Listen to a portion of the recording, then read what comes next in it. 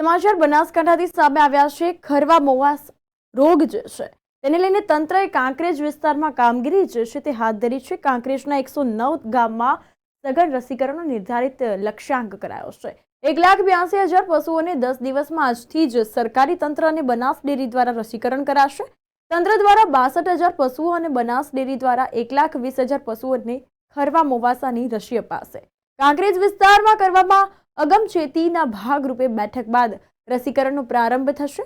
તો આ અંતર્ગત કાંકરેજ તાલુકા પશુ ચિકિત્સા અધિકારી ડોક્ટર પીએચ બ્રહ્મભટ્ટની રાહદરી હેઠળ તેમજ પશુ ચિકિત્સા અધિકારી ડોક્ટર સીએન પટેલ તથા પશુ ચિકિત્સા અધિકારી પાદરડી ડોક્ટર એસજે પરમારના સુપરવિઝન હેઠળ કામગીરી કરવામાં આવશે।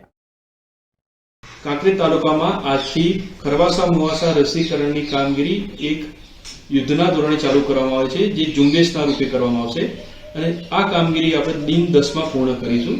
આ કામગીરીની અંદર જિલ્લા પંચાયતના અમારા કુલ 32 જેટલા પશુધન નિરીક્ષકશ્રીઓ તેમજ બનાસ ડેરીમાંથી લગભગ 70 થી 75 જેટલા કર્મચારીઓને ડિપ્લોય કરવામાં આવે છે અને આ કામગીરીમાં દિન 10 માં સમસ્ત કાંકરેજ તાલુકાના પશુધનને કવર કરવામાં આવશે, જેની અંદર 62,000 જેટલું પશુધન ગવર્મેન્ટ કર્મચારી દ્વારા રસીકરણ કરવામાં આવશે તેમજ 1,20,000 જેટલું પશુધન એ બનાસ ડેરીના કર્મચારીશ્રીઓ દ્વારા પૂર્ણ કરવામાં આવશે।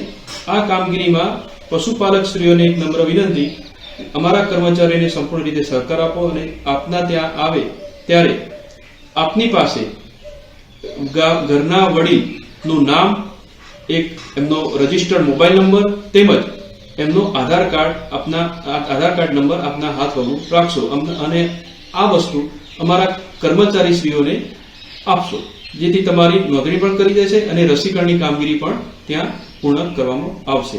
આ કામગીરીની અંદર દિન 10 ની અંદર યુદ્ધના ધોરણે સમસ્ત કાંકરેજ તાલુકો આપણે કવર કરવા જઈ રહ્યા છીએ।